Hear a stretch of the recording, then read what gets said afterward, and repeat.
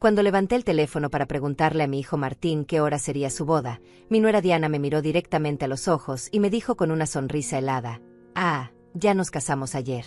Solo invitamos a personas especiales». Las palabras cayeron sobre mí como un balde de agua fría. Personas especiales. Yo, que durante 3 años he pagado su alquiler de $500 cada mes, que he comprado cada mueble de su casa, que he llenado su refrigerador cuando no tenía ni para comer. Yo no era una persona especial. Me quedé ahí parada en la sala de mi propia casa, sosteniendo ese teléfono como si pesara 1000 kilos, viendo cómo mi hijo evitaba mi mirada mientras Diana se acomodaba en el sofá que yo les compré. El vestido rosa que había elegido para su boda colgaba inútil en mi armario, junto con los zapatos nuevos y la ilusión de ser parte del día más importante de la vida de mi único hijo. Había gastado $200 en ese vestido, pensando en lo hermosa que me vería en las fotos de la boda de Martín. Fotos en las que nunca aparecería. Durante semanas había estado planeando cada detalle. Había apartado dinero extra para regalarles $1000 como regalo de bodas. Había llamado a mi hermana en México para contarle la buena noticia. Había limpiado mi casa de arriba abajo porque pensé que tal vez vendrían a celebrar conmigo después de la ceremonia. Todo eso se desmoronó en un segundo con esas 4 palabras envenenadas: solo personas especiales. Martín finalmente levantó la vista y me dijo con una voz que sonaba ensayada: «Mamá, fue algo íntimo. Muy pequeño. Solo nosotros dos y los testigos». Pero yo sabía que era mentira. Vi las fotos en redes sociales. Vi a los padres de Diana posando orgullosos junto a los novios. Vi a los hermanos de ella brindando con champán. Vi el vestido blanco de Diana que yo ayudé a pagar con los $300 que le di para sus gastos personales el mes pasado. Vi todo lo que no fui invitada a ver. Una semana después, exactamente 7 días después de esa humillación, Diana me llamó con una voz completamente diferente. Ya no era la mujer segura que me había excluido de la boda. Ahora sonaba desesperada, casi suplicante. «Dulce, el alquiler está atrasado. El propietario nos está presionando y dice que si no pagamos esta semana nos va a desalojar. Se te olvidó hacer la transferencia». Su voz temblaba ligeramente, como si el mundo se le estuviera cayendo encima. Yo me quedé en silencio por unos segundos, recordando todas las veces que había corrido al banco a hacer esa transferencia. Todas las veces que había cancelado mis propios planes para asegurarme de que ellos tuvieran techo. Todas las veces que había comido frijoles y arroz para poder darles dinero para sus antojos. Y ahora, después de excluirme del momento más importante de sus vidas, tenían el descaro de llamarme como si nada hubiera pasado. «Diana», le dije con una calma que me sorprendió a mí misma, «no te avisé que solo ayudo a personas especiales». El silencio del otro lado de la línea fue tan profundo que pude escuchar mi propio corazón latiendo. Por primera vez en años, no era yo quien temblaba. Era ella. «Dulce, no entiendo», tartamudeó. «Siempre hemos sido especiales para ti. Eres como una segunda madre para mí». Mentiras. Todas mentiras envueltas en esa voz dulce que usaba solo cuando necesitaba algo. La misma voz que había usado para pedirme dinero para el vestido de novia, para la luna de miel, para los anillos que yo ayudé a financiar sin saber que jamás vería la ceremonia donde los intercambiarían. Durante tantos años he vivido con esta sensación constante de caminar sobre cáscaras de huevo, midiendo cada palabra, cada gesto, cada regalo, esperando recibir una migaja de cariño de mi propio hijo. He sido la madre perfecta, la suegra complaciente, la proveedora silenciosa que nunca protestaba cuando me trataban como si fuera invisible. Pero esa frase, «solo personas especiales», despertó algo en mí que había estado dormido durante demasiado tiempo. He calculado mentalmente cuánto dinero he gastado en ellos estos 3 años. Entre alquiler, comida, regalos, emergencias y caprichos, más de $20,000. $20,000 que saqué de mi pensión, de mis ahorros, del dinero que mi difunto esposo dejó para que yo viviera tranquila en mis últimos años. ¿Y todo para qué? Para ser tratada como una extraña el día de la boda de mi propio hijo. Esa noche, después de colgar el teléfono, me senté en mi cama y lloré. Pero no eran lágrimas de tristeza. Eran lágrimas de rabia, de frustración acumulada, de años de humillaciones tragadas en silencio. Lloré por todas las veces que me hicieron sentir que mi amor era una carga, que mi presencia era un estorbo, que mi dinero era lo único valioso que tenía para ofrecer.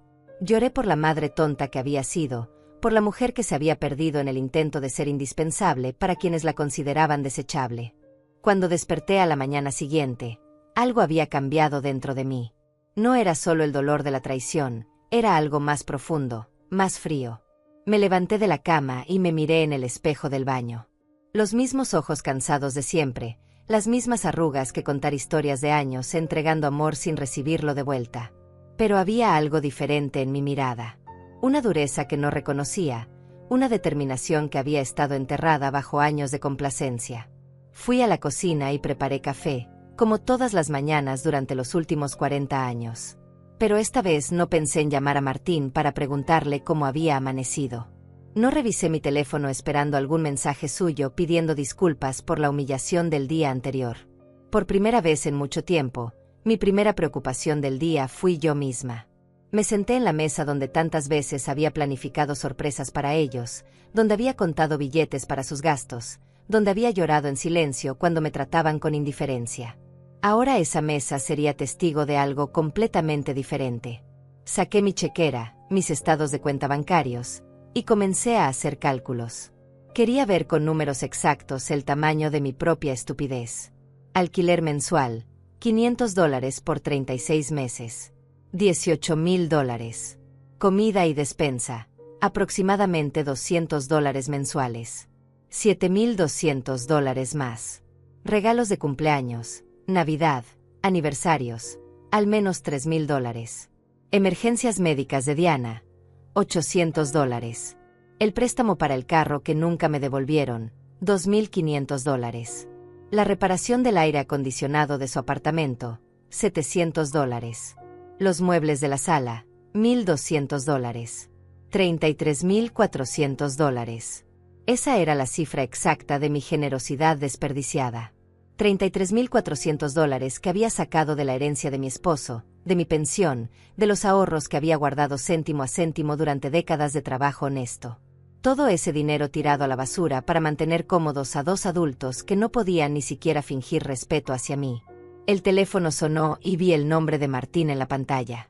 Normalmente habría corrido a contestar, con el corazón acelerado, esperando que finalmente me pidiera perdón, que me explicara que todo había sido un malentendido.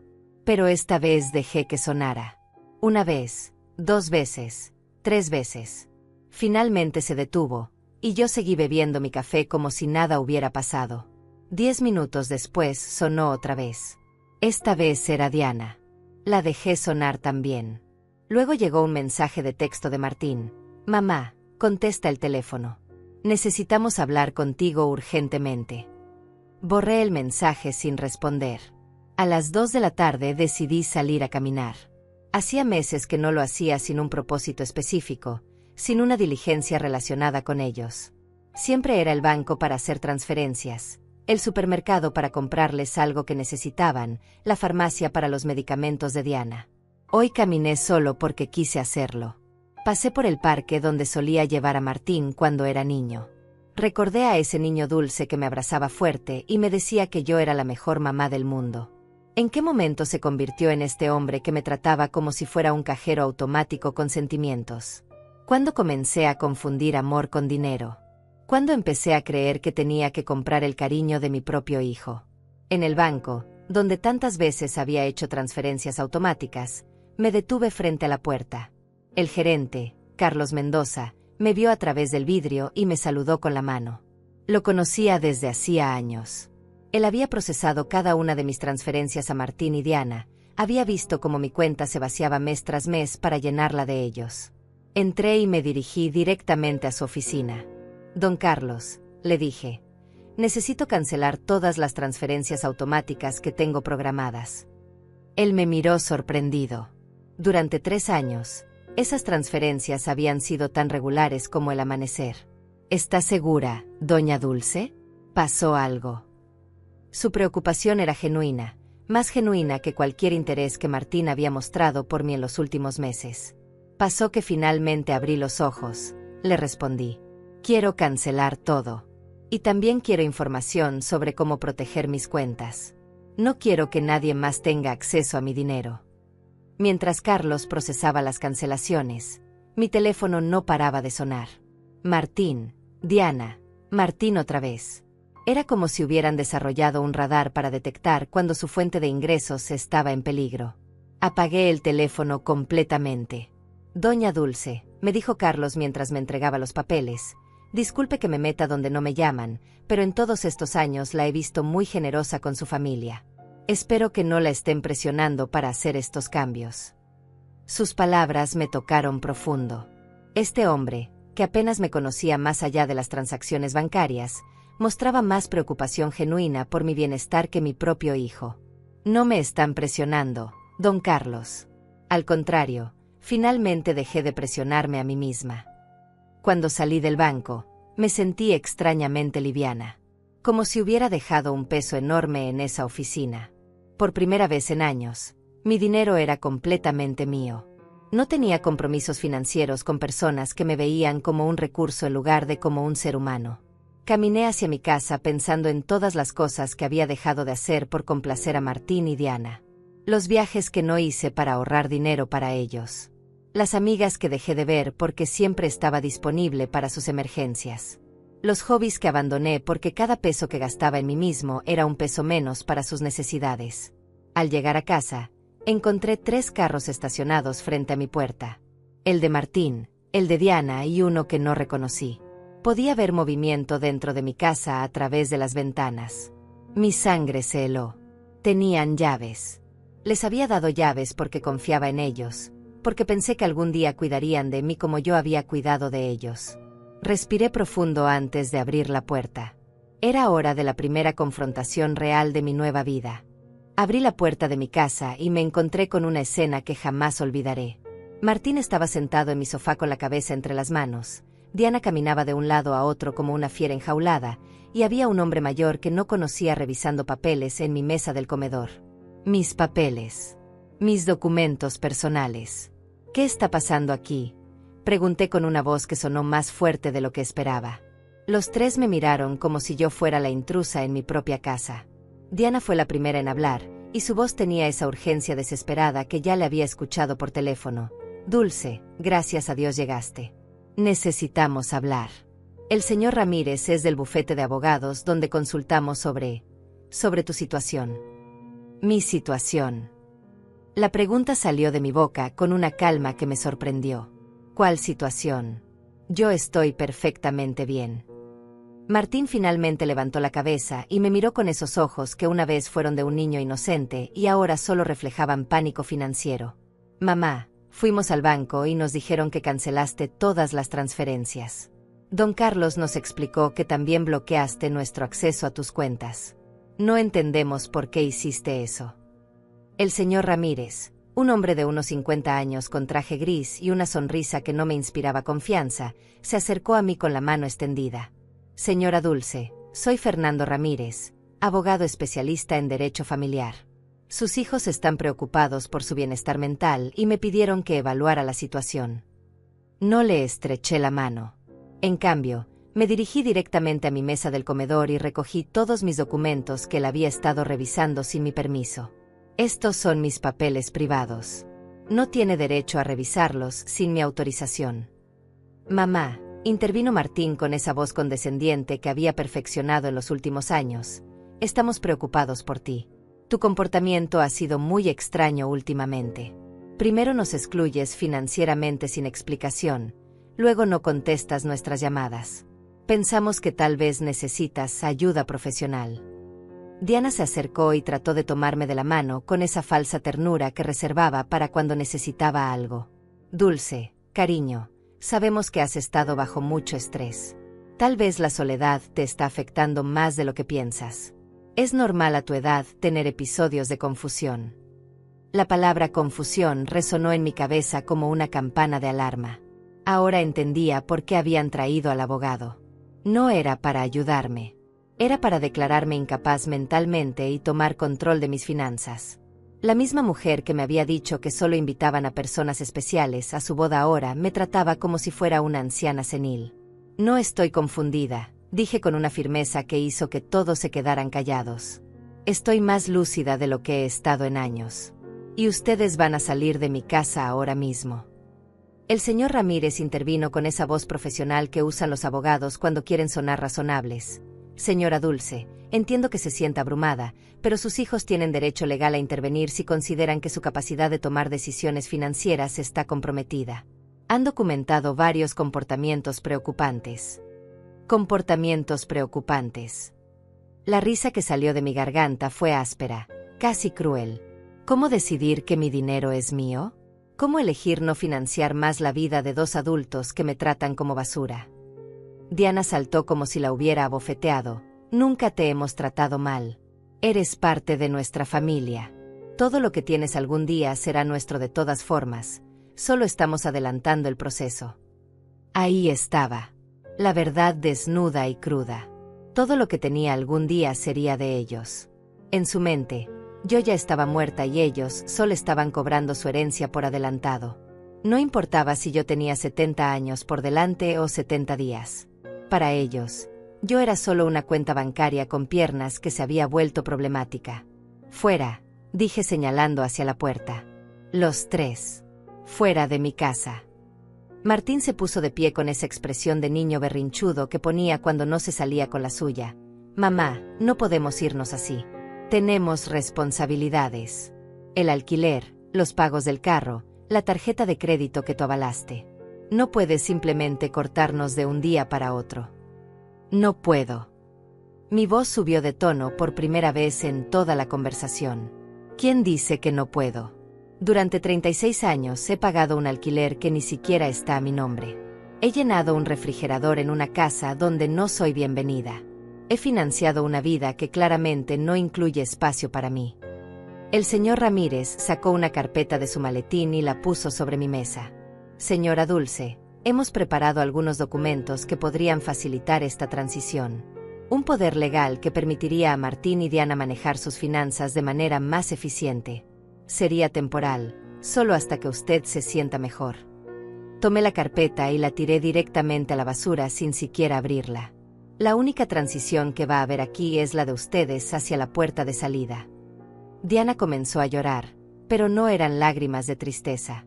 Eran lágrimas de frustración, de rabia contenida. No puedes hacernos esto, Dulce. Nosotros contábamos contigo. Hemos hecho planes basados en tu apoyo. Compramos cosas. Hicimos compromisos financieros porque sabíamos que podíamos contar contigo. Compromisos basados en mi dinero, le respondí. No en mi bienestar, no en mi felicidad, no en mi compañía. Solo en mi dinero. Y ahora que decidí que mi dinero tiene mejor uso en mi propia vida, de repente soy una anciana confundida que necesita supervisión legal. Martín trató de acercarse a mí, pero yo di un paso atrás. Ya no era el niño que solía correr a mis brazos cuando tenía pesadillas. Era un hombre de 35 años que veía a su madre como un obstáculo entre él y una vida cómoda financiada por otros. Mamá, hemos cometido errores, dijo con una voz que trataba de sonar arrepentida. La boda fue un malentendido. Diana estaba nerviosa, yo estaba presionado. Podemos arreglar esto si solo vuelves a ser razonable. Razonable. La palabra sabía amarga en mi boca. ¿Ser razonable significa seguir pagando su vida mientras me tratan como una extraña? ¿Significa fingir que no me duele haber sido excluida del día más importante de la vida de mi único hijo? El señor Ramírez guardó sus papeles con la eficiencia de alguien acostumbrado a que le rechacen propuestas. Señora Dulce, esto no termina aquí. Su familia tiene opciones legales. Si realmente está tomando decisiones irracionales debido a problemas de salud mental, un juez puede determinar que necesita supervisión. Sus palabras fueron como un golpe físico. Me di cuenta de que esto no era solo una visita de manipulación familiar. Era una amenaza legal real. Querían declararme incompetente para manejar mis propios asuntos.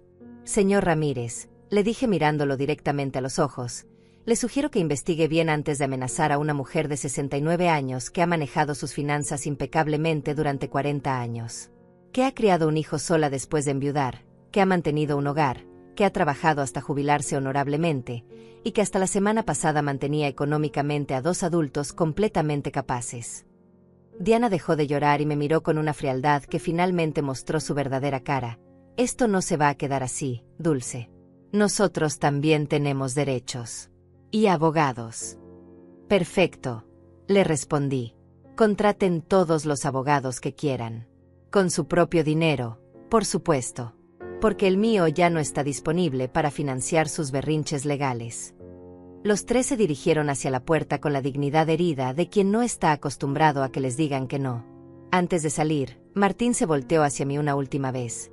Mamá, esto va a terminar muy mal para ti. Vas a terminar sola, sin nadie que te cuide cuando realmente lo necesites. Martín, le dije con una tristeza profunda pero también con una claridad cristalina, ya estoy sola. La diferencia es que ahora lo estoy por elección propia, no por negligencia de ustedes. Cuando la puerta se cerró detrás de ellos, me quedé parada en mi sala, rodeada del silencio más hermoso que había escuchado en años. Era el silencio de la libertad. Esa noche no pude dormir, pero no era por tristeza o arrepentimiento. Era por la adrenalina de haber recuperado el control de mi propia vida. Me quedé despierta en la cama, planeando mis próximos movimientos como un general preparando una batalla.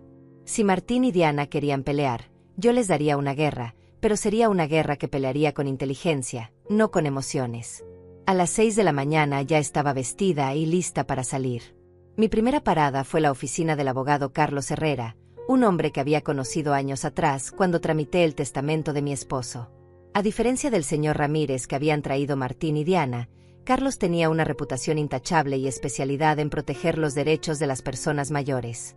Doña Dulce, me dijo cuando le expliqué la situación, lo que sus hijos intentaron ayer es más común de lo que usted cree. Se llama abuso financiero de adultos mayores, y es un delito federal. El hecho de que hayan entrado a su casa sin permiso y revisado sus documentos privados también constituye una violación. Sus palabras me tranquilizaron y me alarmaron al mismo tiempo. Tranquilizaron porque confirmaron que yo no estaba loca, que lo que había pasado era realmente abusivo. Me alarmaron porque me di cuenta de que la situación era más seria de lo que había pensado. Necesitamos documentar todo, continuó Carlos. Cada transferencia, cada regalo, cada vez que la presionaron por dinero. También vamos a cambiar su testamento para proteger sus bienes de cualquier intento de manipulación futura. Pasamos 3 horas revisando mis registros financieros. Carlos silbó cuando vio la cifra total, $33,400 en 3 años. Doña Dulce, con este dinero usted podría haber vivido cómodamente, haber viajado, haber disfrutado su jubilación. En cambio, financió completamente la vida de 2 adultos que ni siquiera la respetaban lo suficiente como para invitarla a su boda. Cuando salí de la oficina de Carlos, tenía un plan completo. Primero, cambiaría todas las cerraduras de mi casa. Segundo, instalaría un sistema de seguridad con cámaras para protegerme de futuras visitas sorpresa. Tercero, abriría una nueva cuenta bancaria en un banco diferente donde ellos no tuvieran ningún contacto. Y cuarto, comenzaría a vivir la vida que había estado posponiendo durante años. Mi siguiente parada fue la ferretería. El dueño, don Raúl, me conocía desde hacía años porque siempre iba a comprar cosas para reparar el apartamento de Martín y Diana. Esta vez era diferente. Doña Dulce, ¿qué la trae por aquí hoy? ¿Otra emergencia en casa de su hijo? Me preguntó con esa familiaridad de quien había sido testigo silencioso de mi generosidad desperdiciada. No, don Raúl. Esta vez es para mi propia casa. Necesito cambiar todas las cerraduras y quiero que sean de la mejor calidad que tenga. Él me miró sorprendido, pero no hizo preguntas. Mientras seleccionaba las cerraduras, llegó su hijo Fabián, que trabajaba instalando sistemas de seguridad. Era la providencia en acción. Fabián, le dije, también necesito instalar cámaras de seguridad. Todo el sistema completo. Precio no es problema. Mientras ellos preparaban todo para la instalación del día siguiente, recibí una llamada de un número desconocido. Era Diana, llamando desde el teléfono de alguien más porque yo había bloqueado su número después de la confrontación de ayer. Dulce, soy Diana. Por favor, no cuelgues. Necesitamos hablar como adultos civilizados. Habla, le dije secamente. Mira, entiendo que estés molesta por lo de la boda. Fue un error. Martín y yo hemos hablado y queremos compensarte. ¿Qué te parece si organizamos una cena especial para celebrar nuestro matrimonio contigo? Podemos hacerla en tu casa, cocinar juntos como antes. La manipulación en sus palabras era tan obvia que casi me dio risa. Diana, ¿cuánto deben de alquiler exactamente? El silencio del otro lado me confirmó que había dado en el clavo. Bueno, son 2 meses. $1000 en total. Pero no es solo por eso que llamo, Dulce. Realmente extrañamos tenerte en nuestras vidas. ¿Me extrañan a mí o extrañan mi dinero?, le pregunté directamente. Las 2 cosas, respondió con una honestidad que me sorprendió. Dulce, no voy a mentirte. Sí necesitamos tu ayuda financiera. Pero también te queremos. Eres importante para nosotros. Si soy tan importante, le dije, ¿por qué no fui importante suficiente para estar en su boda? ¿Por qué no soy importante suficiente para recibir una llamada que no sea pidiendo dinero? ¿Cuándo fue la última vez que me llamaron solo para saber cómo estaba? Otro silencio. Ambas sabíamos la respuesta. Nunca. Diana, voy a explicarte algo una sola vez. Durante 3 años ustedes me han tratado como un cajero automático con sentimientos. Me han usado, me han ignorado, me han humillado, y finalmente me han insultado de la peor manera posible. Ahora que el dinero se acabó, de repente descubren que me quieren. Dulce, por favor. No, la interrumpí. No hay, por favor, que valga. Ustedes hicieron su elección cuando decidieron que yo no era lo suficientemente especial para estar en su boda. Ahora yo estoy haciendo la mía. Colgué el teléfono y lo apagué completamente. No quería más interrupciones durante mi día de liberación. Esa tarde fui al salón de belleza donde no había ido en más de 1 año. Siempre cancelaba mis citas porque Martín o Diana necesitaban algo urgente, o porque el dinero que tenía apartado para mí terminaba siendo una emergencia de ellos. Doña Dulce, me gritó Cintia, mi estilista favorita. ¡Qué sorpresa! Pensé que se había olvidado de nosotras. No me había olvidado, Cintia. Solo había olvidado que yo también merezco ser cuidada. Me hice el tratamiento completo, corte, color, manicure, pedicure. Por primera vez en años, gasté dinero en mí misma sin sentir culpa. Mientras Cintia trabajaba en mi cabello, me contó sobre su vida, sus hijos, sus sueños. Era refrescante tener una conversación que no girara alrededor de las necesidades de Martín y Diana. Se ve hermosa, doña Dulce, me dijo cuando terminó. Pero más que eso, se ve libre. Pasó algo bueno. Sí, Cintia. Finalmente aprendí a decir que no. Cuando llegué a casa esa tarde, había un carro estacionado frente a mi puerta que no reconocí. Mi corazón se aceleró por un momento, pensando que tal vez Martín y Diana habían vuelto con refuerzos. Pero cuando me acerqué, vi que era una mujer mayor sentada en los escalones de mi entrada. ¿Doña Dulce?, me preguntó cuando me bajé del carro. Sí, soy yo. ¿En qué puedo ayudarla? Soy Renata Vázquez, vivo en la casa de al lado. Hace años que somos vecinas, pero nunca hemos tenido oportunidad de hablar. Ayer escuché voces muy altas en su casa y me preocupé. ¿Está todo bien? Su preocupación genuina me tocó profundamente. Aquí estaba una extraña mostrando más interés en mi bienestar que mi propio hijo. Pase, doña Renata. Le voy a preparar un café y le voy a contar una historia que no va a creer. Mientras preparaba café, le conté toda la situación. Renata me escuchó sin interrumpir, asintiendo de vez en cuando, y cuando terminé mi relato, sus ojos estaban llenos de lágrimas. Doña Dulce, me dijo, usted hizo lo correcto. Yo pasé por algo similar con mi hija hace 5 años. También pensaba que era mi obligación financiar su vida de adulta. También creía que si no les daba dinero, no me querrían. ¿Qué pasó? Les corté el dinero cuando me di cuenta de que solo me llamaban cuando necesitaban algo. Al principio fue terrible. Me amenazaron, me chantajearon emocionalmente, trataron de hacerme sentir culpable. Pero después de 6 meses, mi hija llamó para disculparse de verdad. Ahora tenemos una relación real, basada en amor, no en dinero. Sus palabras me dieron esperanza y me confirmaron que había tomado la decisión correcta. ¿Cree que Martín y Diana van a entender algún día?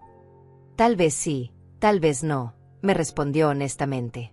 Pero eso ya no es su responsabilidad, doña Dulce. Su responsabilidad ahora es vivir su propia vida. Esa noche, por primera vez en 3 años, me fui a dormir sin preocuparme por si Martín y Diana tenían dinero para el alquiler, para la comida, para sus caprichos. Me fui a dormir pensando en mí misma, en mis planes, en mi futuro. Y dormí mejor que en años. Al día siguiente llegaron Fabián y don Raúl a las 8 de la mañana para cambiar las cerraduras e instalar el sistema de seguridad. Mientras trabajaban, mi teléfono no paraba de sonar desde números desconocidos. Diana seguía intentando contactarme desde diferentes teléfonos, pero yo había desarrollado una habilidad nueva: ignorar completamente las llamadas que no me convenían. Doña Dulce, me dijo Fabián mientras instalaba las cámaras, este sistema le va a dar tranquilidad total. Puede ver quién llega a su casa desde su teléfono, incluso cuando no esté aquí. Y si alguien entra sin permiso, automáticamente se envía una alerta a la policía. La ironía no se me escapó. Estaba instalando un sistema de seguridad para protegerme de mi propio hijo. Pero ya no me dolía como antes. Era simplemente una medida práctica para mantener mi nueva paz. Mientras ellos trabajaban, decidí hacer algo que no había hecho en años: llamar a mi hermana Dayana en México. Habíamos perdido contacto porque cada vez que hablábamos, yo terminaba contándole sobre los logros de Martín y Diana, sobre cuánto dinero había gastado en ellos, sobre lo orgullosa que estaba de poder ayudarlos. Ahora me daba cuenta de que nuestras conversaciones se habían vuelto reportes financieros disfrazados de noticias familiares. «¿Dulce?», respondió Dayana con sorpresa. «Hermana, ¿cómo estás? Hace meses que no hablamos». «Estoy bien, Dayana. Mejor que bien, de hecho. Te llamo para contarte que finalmente recuperé la cordura». Le conté toda la historia desde el principio. La boda secreta, la humillación, la visita con el abogado, mi decisión de cortar el financiamiento. Dayana me escuchó en silencio, y cuando terminé, su respuesta me sorprendió. «Dulce, hermana, ya era hora. Cada vez que hablábamos me partía el corazón escucharte presumir sobre cuánto dinero les habías dado, como si el amor se midiera en dólares. Yo quería decirte algo, pero no sabía cómo». «¿Qué querías decirme?» «Que Martín nunca hablaba de ti con cariño cuando lo veía en las reuniones familiares. Siempre era: mi mamá me ayudó con esto, o mi mamá me compró aquello, pero nunca: extraño a mi mamá, o quiero mucho a mi mamá. Era como si fueras un servicio, no una persona». Sus palabras me dolieron, pero era un dolor necesario. Como cuando el médico limpia una herida infectada. Duele, pero es parte de la curación. «¿Sabes qué más me llamaba la atención?», continuó Dayana. «Diana siempre hablaba de ti en tiempo futuro. Cuando Dulce ya no esté, vamos a poder remodelar su casa, o, cuando heredemos, vamos a invertir en el negocio. Como si estuvieran esperando que te murieras para empezar a vivir de verdad». Esa revelación me cayó como un balde de agua fría. No solo me veían como un cajero automático, sino como un obstáculo temporal entre ellos y su dinero. Mientras yo me desvivía por hacerlos felices, ellos planificaban su futuro sin mí. Después de colgar con Dayana, me quedé sentada en mi cocina procesando toda esta información. 45 años de matrimonio con un hombre que me amó de verdad, 35 años criando un hijo sola después de enviudar, y 3 años financiando a 2 adultos que me veían como un estorbo millonario. El timbre sonó y vi en las cámaras nuevas que era Renata con una taza en las manos. Le abrí la puerta y me extendió café recién hecho. «Pensé que podría necesitar compañía después de todo lo que me contó ayer», me dijo con esa sonrisa genuina que ya había empezado a apreciar. Nos sentamos en mi sala y Renata me contó más detalles de su propia experiencia. «Mi hija me decía exactamente las mismas cosas que Diana le dice a usted. Eres como una segunda madre para mí, somos especiales para ti, algún día todo será nuestro de todas formas». Son frases ensayadas, doña Dulce. Las aprenden en el manual de manipulación emocional. ¿Cree que existe ese manual?, le pregunté medio en broma. No oficialmente, pero parece que todos leen del mismo libro. El capítulo 1 es: hazla sentir indispensable. El capítulo 2 es: crea emergencias financieras constantes. El capítulo 3 es: si se resiste, cuestiona su salud mental, punto.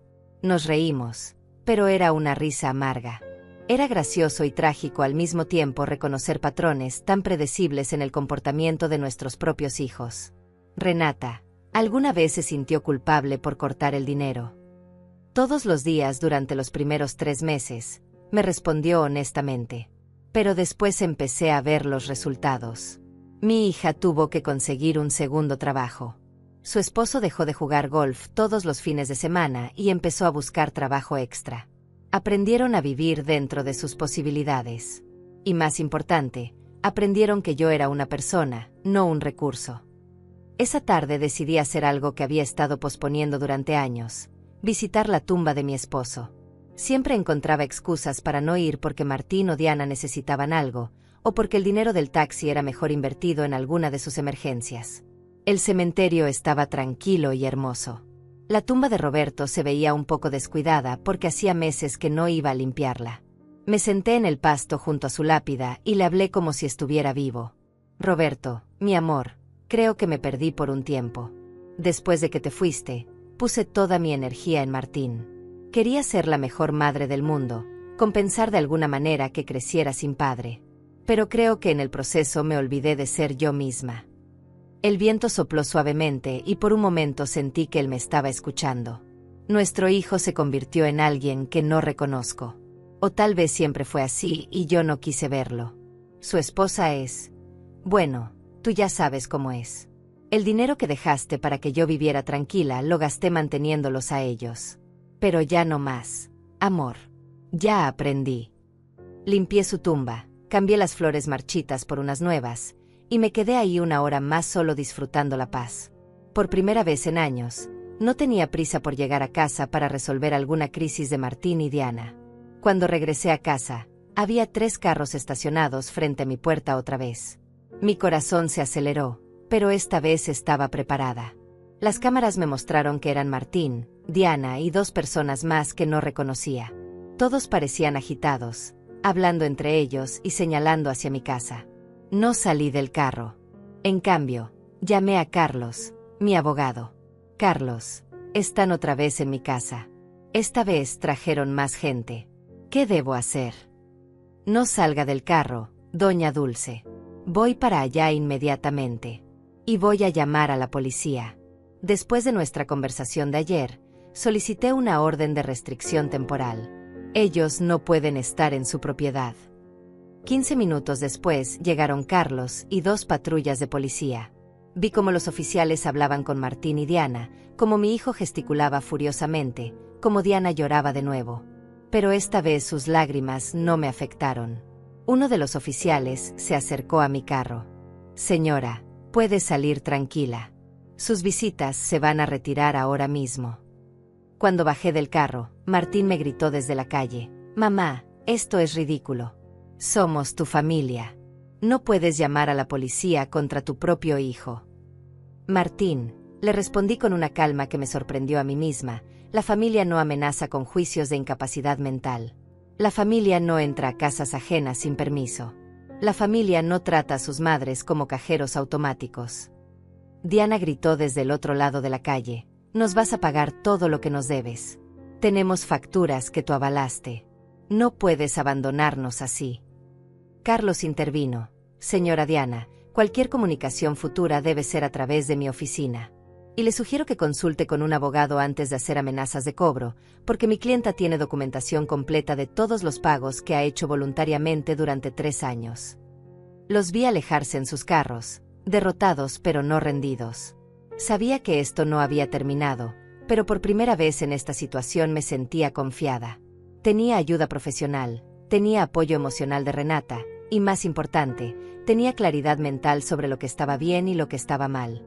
Esa noche, Renata me invitó a cenar en su casa. Conocí a su hija, que había venido de visita, y pude ver con mis propios ojos cómo era una relación familiar saludable. Se hablaban con respeto, se preguntaban genuinamente sobre sus vidas, se reían juntas. La hija no pidió dinero ni una sola vez durante toda la velada.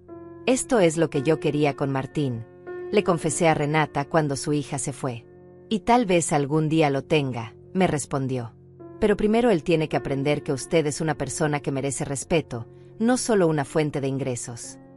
Por primera vez en semanas, me fui a dormir sintiéndome esperanzada sobre el futuro. Los siguientes días fueron extrañamente pacíficos. Las cámaras de seguridad me mostraban que Martín y Diana pasaban frente a mi casa varias veces al día, a veces despacio, a veces estacionándose por unos minutos, pero sin bajarse. Era como si estuvieran estudiando mi rutina, buscando el momento perfecto para su próximo movimiento. Carlos me había aconsejado documentar cada una de estas visitas, así que llevaba un registro detallado con fechas y horas. La persistencia de ellos va a trabajar a nuestro favor, me había dicho. Cada vez que aparecen después de que les dijimos que no se acercaran, fortalece nuestro caso para la orden de restricción permanente. El viernes por la mañana estaba desayunando tranquilamente cuando sonó el timbre.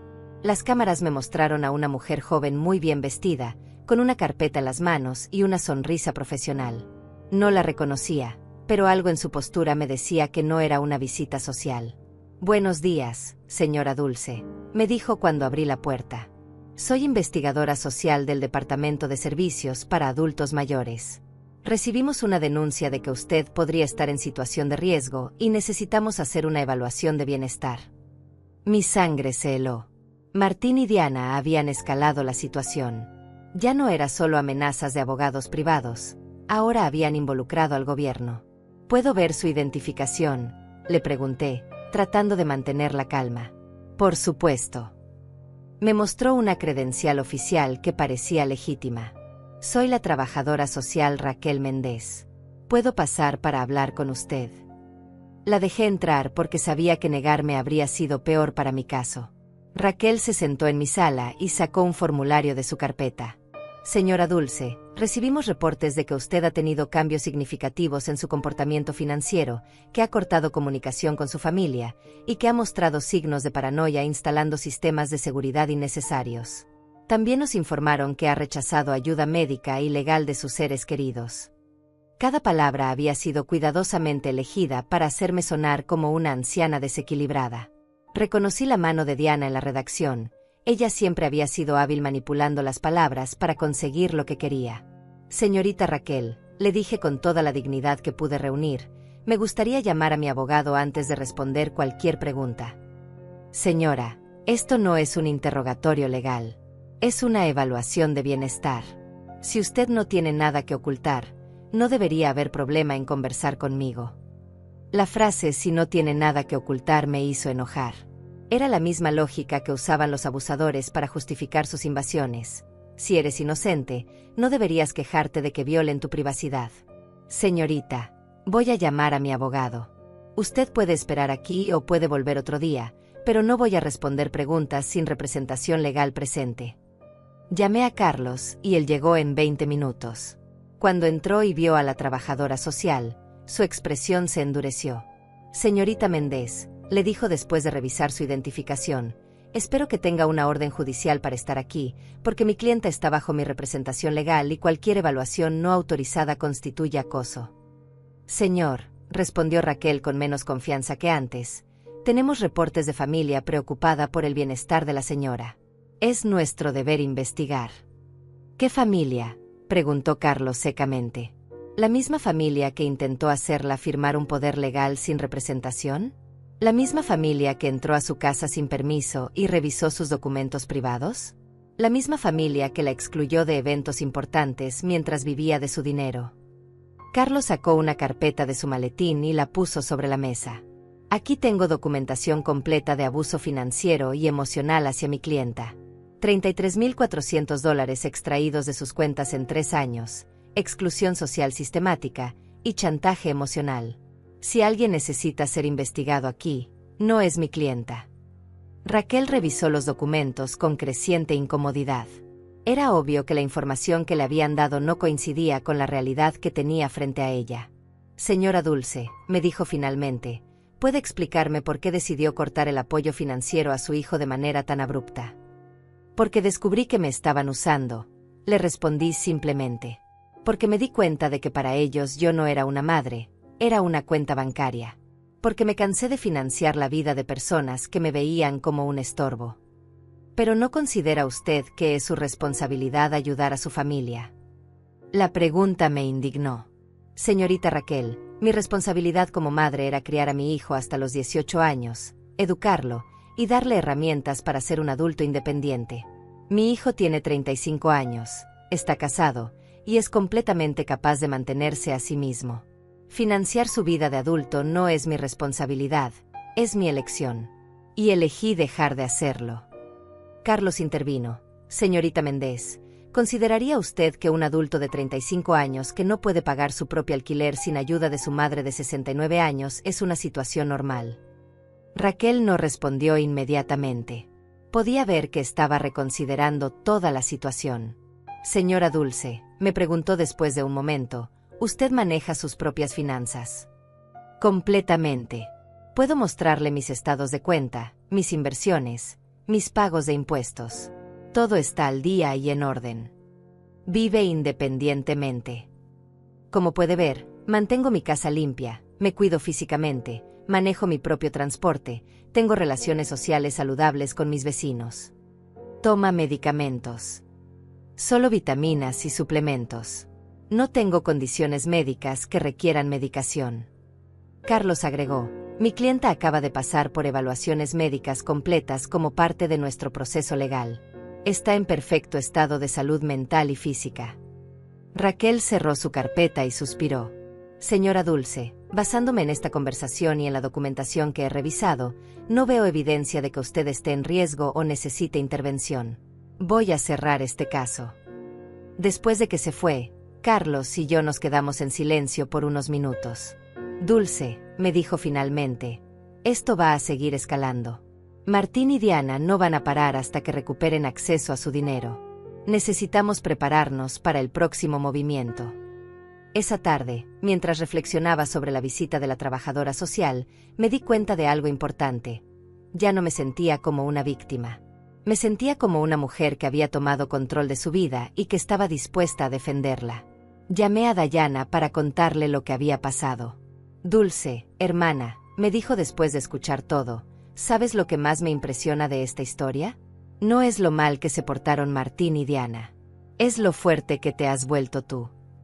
Sus palabras me tocaron profundo. Tenía razón. Hace un mes, la visita de una trabajadora social me habría devastado. Me habría hecho dudar de mí misma, me habría hecho considerar volver a financiar a Martín y Diana solo para evitar problemas. Pero ahora estaba firme en mis decisiones. Esa noche, Renata vino a visitarme con una botella de vino. Doña Dulce, quiero celebrar con usted. ¿Celebrar qué? Que hoy resistió otro ataque a su libertad y salió victoriosa. Cada vez que se mantiene firme, se vuelve más fuerte. Brindamos por mi nueva fortaleza, por mi nueva vida, por la libertad que había estado esperando sin saberlo durante años. Renata, le dije mientras bebíamos nuestro vino, ¿cree que algún día voy a dejar de extrañar al Martín que era cuando niño? Probablemente no, me respondió honestamente. Pero va a dejar de permitir que esa nostalgia la mantenga prisionera del Martín que es ahora. Sus palabras encerraban una sabiduría profunda. Podía amar al niño que había sido mi hijo sin permitir que el adulto abusivo en que se había convertido siguiera dañándome. Esa noche dormí profundamente, sabiendo que cada día me volvía más fuerte, más independiente, más libre. Martín y Diana podían seguir intentando manipularme, chantajearme o asustarme, pero ya habían perdido su poder sobre mí. Mi nueva vida apenas estaba empezando. 2 semanas pasaron sin noticias de Martín y Diana, y comencé a creer que tal vez habían aceptado la realidad. Pero un martes por la mañana, mientras regaba las plantas de mi jardín, vi un carro desconocido estacionarse frente a mi casa. Bajó un hombre mayor con traje y una mujer joven con carpetas. Mi corazón se aceleró, pero ya no con miedo, sino con indignación. ¿Cuántas veces más iban a intentar lo mismo? El hombre se acercó a mi puerta con una sonrisa que no llegaba a sus ojos. Señora Dulce Martínez, soy el doctor Ricardo Vega, psiquiatra geriátrico. Esta es mi asistente, la licenciada Patricia. Su familia nos contrató para hacer una evaluación de su estado mental. No necesito evaluación psiquiátrica, les dije desde mi jardín sin acercarme. Y ustedes están en propiedad privada sin autorización. Señora, insistió el doctor Vega, su hijo está muy preocupado por usted. Dice que ha tenido cambios de personalidad drásticos, comportamientos irracionales con el dinero y episodios de paranoia. Una evaluación simple podría resolver todas estas preocupaciones. La licenciada Patricia agregó con voz melosa, Es solo una conversación, señora Dulce. Si usted está bien, como dice, la evaluación lo confirmará y su familia se quedará tranquila. Reconocí inmediatamente la táctica. Era la misma que había usado Diana. Si no tienes nada que ocultar, no deberías tener problema. Pero yo ya no era la misma mujer ingenua de hace un mes. Doctor Vega, le dije con autoridad, tengo 69 años y he manejado mis asuntos independientemente durante toda mi vida adulta.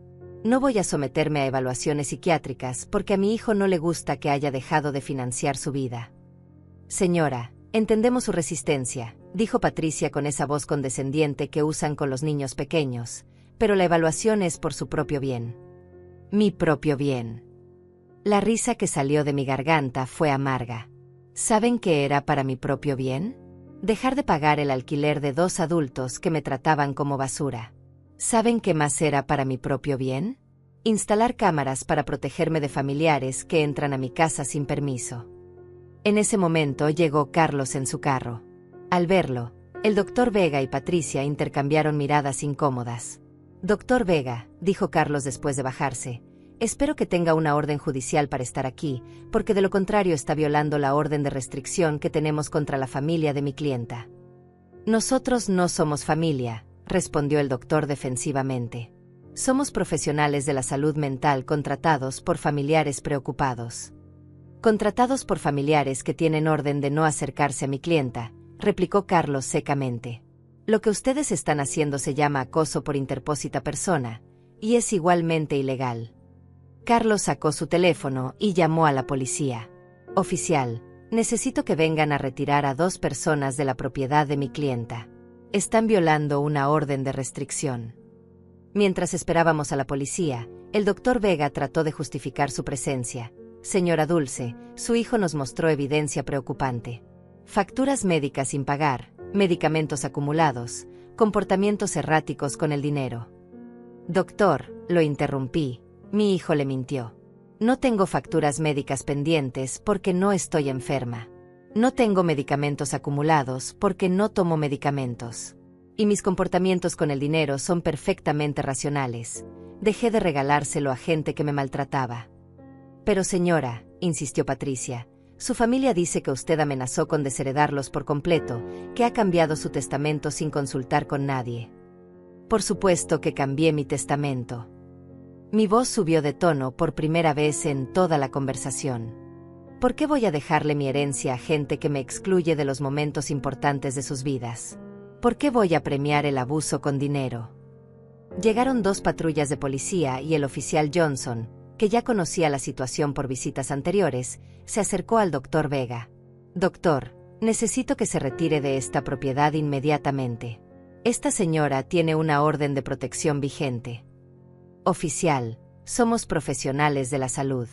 No estamos violando ninguna ley. Sí la están violando, intervino Carlos. Están aquí como representantes de personas que tienen prohibido acercarse a mi clienta. Es acoso indirecto. El doctor Vega y Patricia se fueron refunfuñando, pero antes de subirse a su carro, Patricia me gritó: Señora Dulce, su familia solo quiere ayudarla. No permita que la aíslen de las personas que la aman. Las personas que me aman no intentan declararme loca para robar mi dinero. Le grité de vuelta. Después de que se fueron, Carlos y yo nos sentamos en mi sala a planificar el siguiente paso. Dulce, esto ya se salió de control. Martín y Diana están gastando dinero que no tienen contratando profesionales para tratar de declararla incompetente. Esto significa que están desesperados. ¿Qué más pueden hacer? Pueden intentar un juicio de incapacidad. Es costoso y difícil de ganar, pero si consiguen un juez simpatizante y un psiquiatra dispuesto a testificar en su favor, podrían lograr que le asignen un tutor. La idea me aterrorizó. Podrían quitarme el control de mi dinero. Podrían intentarlo. Pero tenemos evidencia sólida de que usted está completamente cuerda y que ellos están motivados por avaricia, no por preocupación genuina. Esa tarde llamé a Dayana para desahogarme. Hermana, me dijo después de escuchar mi relato, ¿te das cuenta de lo lejos que están dispuestos a llegar por dinero? Están arriesgando relaciones familiares, gastando en abogados y doctores, destruyendo su propia reputación, todo por recuperar acceso a tu cuenta bancaria. Sus palabras me hicieron reflexionar. Martín y Diana habían revelado su verdadera naturaleza completamente. No había vuelta atrás, no había posibilidad de reconciliación genuina. Para ellos, yo nunca había sido una madre o una suegra respetada. Siempre había sido solo dinero con patas. Esa revelación, aunque dolorosa, también fue liberadora. Ya no tenía que preguntarme si estaba tomando la decisión correcta. Ya no tenía que sentir culpa por protegerme. Ellos mismos habían demostrado que mi bienestar emocional y físico les importaba menos que mi dinero. Por la noche, Renata vino a visitarme con una sorpresa. Había invitado a su grupo de amigas del club de jardinería para conocerme. Dulce, me presentó. Estas son mis amigas. Cintia, que ya conoces del salón, María Elena, Carmen y Esperanza. Todas hemos pasado por situaciones similares con familiares abusivos. Pasamos la velada compartiendo historias. María Elena había tenido que poner límites a un hermano que constantemente le pedía dinero prestado. Carmen había cortado relaciones con una hija que solo la visitaba cuando necesitaba dinero. Esperanza había tenido que cambiar su testamento después de descubrir que sus nietos la veían como su plan de jubilación. Lo que más me duele, confesé, no es perder el dinero que les di. Es darme cuenta de que nunca tuve el amor que pensé que tenía. Dulce, me dijo Esperanza con sabiduría de sus 80 años, el amor verdadero no se compra ni se vende. Si tenías que pagarlo, nunca fue real. Sus palabras fueron como un bálsamo para mi alma herida. Tenía razón. Había estado comprando atención, no amor.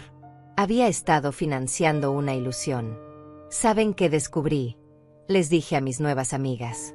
Que la soledad de estar rodeada de gente que no te ama es peor que la soledad de estar sola. Al menos ahora, cuando estoy sola, estoy en buena compañía. Todas se rieron y brindamos con té por nuestra nueva sabiduría.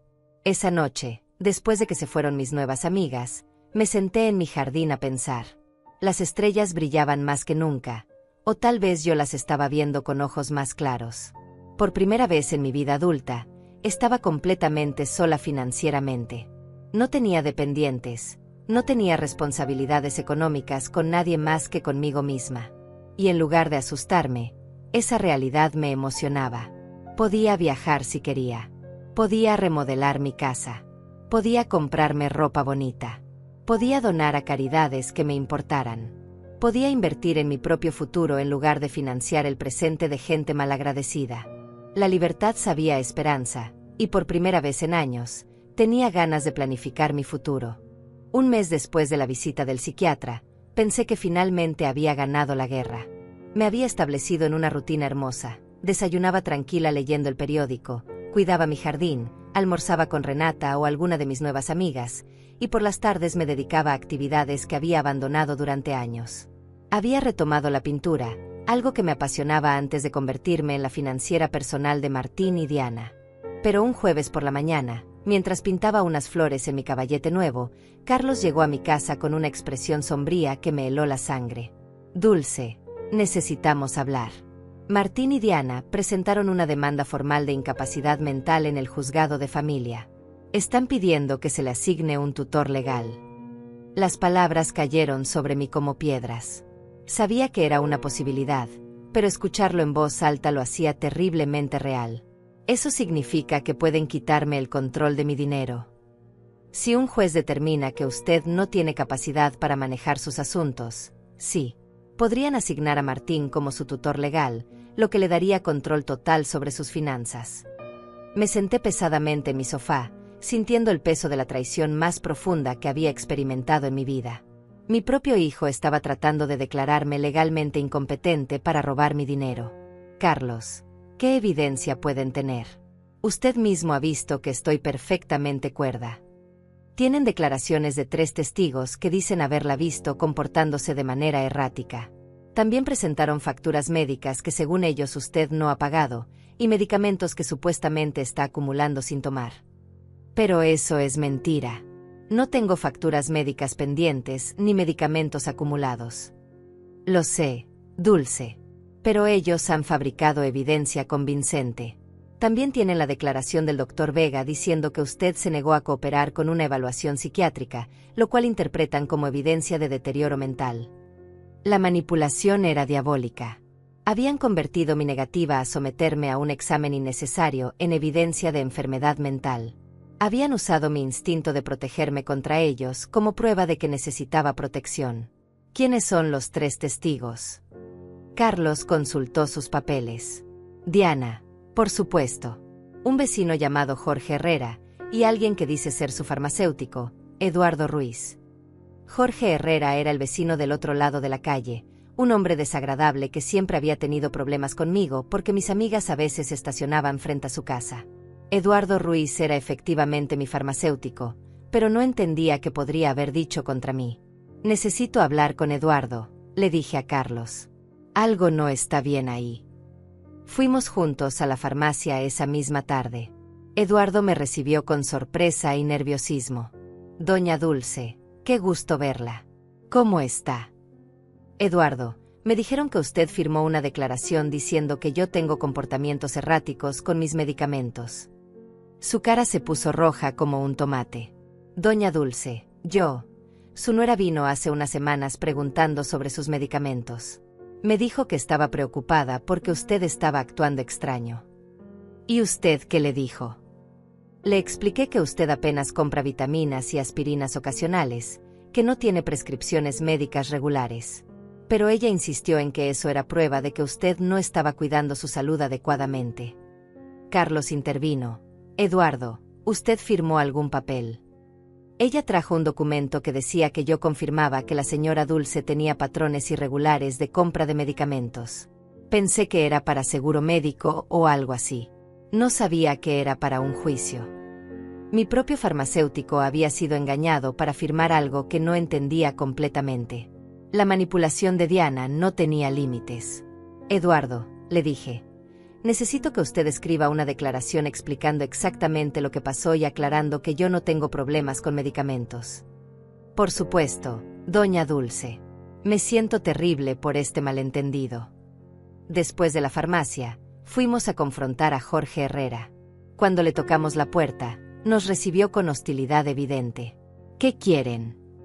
Señor Herrera, le dijo Carlos, entiendo que usted firmó una declaración sobre el comportamiento de mi clienta. ¿Y qué si lo hice? Esa mujer está loca.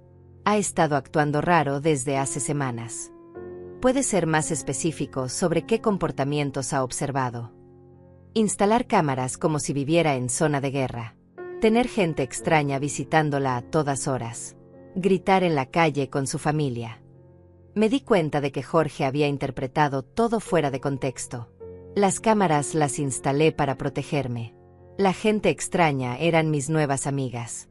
Los gritos fueron cuando defendí mi casa de las invasiones de Martín y Diana. Señor Herrera, le dije, ¿usted sabe por qué instalé las cámaras? No, ni me interesa. Para protegerme de mi hijo y mi nuera, que entraban a mi casa sin permiso y me amenazaban. Eso es lo que una loca diría, respondió con crueldad. No había forma de razonar con él. Su testimonio estaba basado en observaciones superficiales interpretadas con malicia. Esa noche, Carlos y yo nos sentamos a planificar nuestra defensa. Dulce, necesitamos nuestra propia evaluación psiquiátrica. Tengo un colega, la doctora Elena Morales, que es experta en evaluaciones de capacidad mental. Ella puede confirmar oficialmente que usted está completamente cuerda. ¿Y si Martín y Diana sobornaron al juez? ¿Y si nada de esto importa porque ya decidieron declararme incompetente? Dulce, el sistema legal no es perfecto, pero tampoco es completamente corrupto. Tenemos evidencia sólida de su competencia mental y de las motivaciones financieras de ellos. Vamos a pelear esto.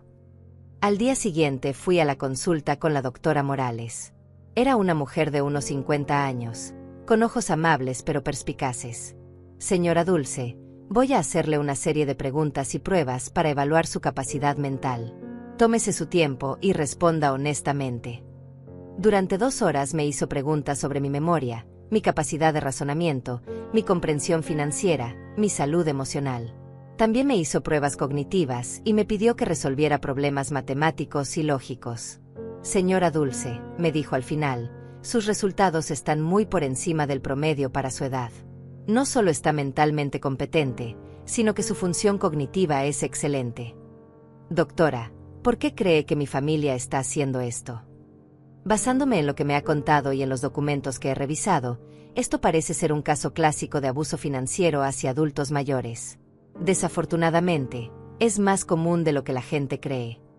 Salí de la consulta sintiéndome validada, pero también triste. La confirmación profesional de mi sanidad mental era un alivio, pero también confirmaba que la batalla legal era real y necesaria. Esa tarde, Renata organizó una reunión de emergencia con todas nuestras amigas del grupo de jardinería.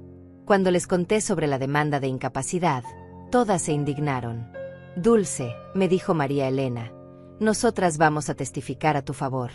Hemos estado contigo durante semanas y cualquiera puede ver que estás perfectamente bien. Mejor que bien, agregó Carmen. Estás más lúcida y más fuerte que muchas mujeres de 40 años que conozco. Esperanza, con su sabiduría de 80 años, me tomó de las manos. Dulce, mija, lo que tus hijos están haciendo no es nuevo. Durante generaciones, los hijos codiciosos han tratado de declarar locos a sus padres para quedarse con su dinero.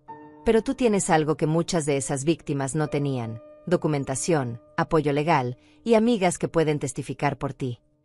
Sus palabras me dieron esperanza. No estaba sola en esta batalla. Tenía un ejército de mujeres fuertes que habían visto mi transformación de primera mano. ¿Saben qué es lo más triste de todo esto?, les dije. Que Martín y Diana están dispuestos a destruir cualquier posibilidad de reconciliación futura por dinero. Incluso si yo estuviera dispuesta a perdonar todo lo anterior, esto ya no tiene regreso. Y tal vez eso es lo mejor, me respondió Cintia. Al menos ahora sabes exactamente quiénes son y puedes actuar en consecuencia. Esa noche, por primera vez desde que empezó esta pesadilla, lloré de verdad. No por tristeza, sino por duelo. Estaba despidiéndome definitivamente del hijo que pensé que tenía, del sueño de una familia amorosa, de la ilusión de que el amor incondicional era correspondido. Pero también estaban haciendo algo nuevo en mí. Una determinación férrea de no permitir que me robaran no solo mi dinero, sino mi dignidad y mi libertad. La guerra había comenzado oficialmente, pero yo estaba lista para pelear. El día del juicio llegó 3 semanas después. Me levanté temprano, me vestí con mi mejor traje negro, y me miré en el espejo con una determinación que no había sentido jamás.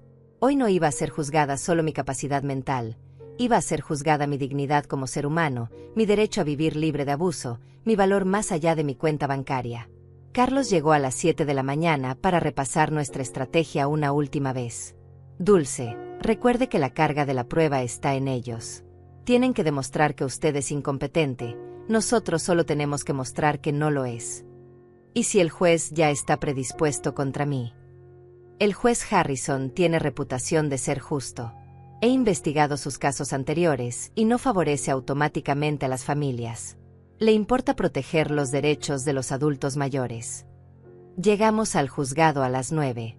En el pasillo vi a Martín con un traje nuevo que probablemente había comprado para la ocasión, y a Diana vestida de negro como si estuviera en un funeral. Tal vez lo estaba. El funeral de nuestra relación familiar. Cuando nuestras miradas se cruzaron, Martín evitó mis ojos, pero Diana me sostuvo la mirada con una frialdad que me confirmó que para ella esto era simplemente un negocio. El abogado de ellos era un hombre mayor, elegante, con el tipo de confianza que da ganar casos similares anteriormente. Cuando comenzó su alegato inicial, su estrategia fue clara: pintarme como una anciana confundida que había sido manipulada por extraños para alejarme de mi familia amorosa. Su señoría, dijo con voz solemne, la señora Dulce Martínez ha mostrado un deterioro mental evidente en los últimos meses. Ha cortado todo apoyo financiero a su familia sin explicación racional, ha instalado sistemas de seguridad innecesarios debido a paranoia, y se ha aislado de sus seres queridos bajo la influencia de vecinos y abogados que claramente están aprovechándose de su condición vulnerable. Cada palabra había sido cuidadosamente elegida para hacer que mi empoderamiento sonara como demencia, que mi libertad sonara como manipulación externa. Luego llamaron a sus testigos. Diana fue la primera en declarar, y su actuación fue digna de un Oscar. Lloró al describir cómo yo había cambiado completamente, cómo me había vuelto hostil y paranoica, cómo me había aislado de la familia que me amaba. Su señoría, dijo con voz quebrada, Dulce siempre fue como una segunda madre para mí. Ver su deterioro mental ha sido devastador. Solo queremos ayudarla a recibir el cuidado que necesita. Mentiras envueltas en lágrimas convincentes. Cuando Carlos la interrogó, las grietas en su historia comenzaron a mostrarse. Señora Diana, ¿puede decirle al tribunal cuándo fue la última vez que llamó a mi clienta sin ser para pedir dinero? Diana tartamudeó. Bueno, nosotros siempre hablábamos sobre muchas cosas. ¿Puede dar una fecha específica? No recuerdo fechas exactas, pero... ¿Es cierto que usted y su esposo se casaron sin invitar a mi clienta? Fue una ceremonia muy pequeña. ¿Es cierto que cuando mi clienta preguntó sobre la boda, usted le dijo que solo habían invitado a personas especiales? Diana se puso roja. Esas palabras fueron tomadas fuera de contexto. ¿Cuál sería el contexto correcto para decirle a su suegra que no es una persona especial? No pudo responder convincentemente. Martín fue el siguiente. Verlo en el estrado, jurando decir la verdad mientras se preparaba para mentir sobre mi salud mental, fue uno de los momentos más dolorosos de mi vida. Este era el niño que había criado sola, al que había dedicado mi vida entera. Mi madre siempre fue muy generosa con nosotros, testificó, pero últimamente se ha vuelto errática e irracional. Creemos que está siendo manipulada por gente que se está aprovechando de ella. Cuando Carlos lo interrogó, la máscara se cayó completamente. Señor Martín, ¿cuánto dinero ha recibido de su madre en los últimos 3 años? No sé la cantidad exacta. $30,000 le parece aproximadamente correcto. Tal vez. Ella siempre fue generosa. ¿Y cuántas veces visitó a su madre sin pedirle dinero? El silencio fue ensordecedor. ¿Es cierto que usted y su esposa entraron a la casa de mi clienta sin permiso y revisaron sus documentos privados? Estábamos preocupados por ella. ¿Es cierto que trajeron un abogado para presionarla a firmar un poder legal? Queríamos ayudarla a manejar sus finanzas. A los 35 años, necesita usted ayuda de su madre de 69 años para pagar su alquiler. Martín no pudo responder con dignidad.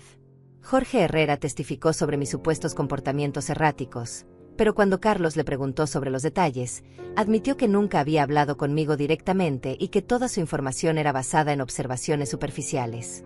El doctor Vega testificó que mi negativa a someterme a evaluación era evidencia de deterioro mental, pero Carlos presentó la documentación de nuestra evaluación con la doctora Morales, que contradecía completamente sus conclusiones. Luego llegó nuestro turno.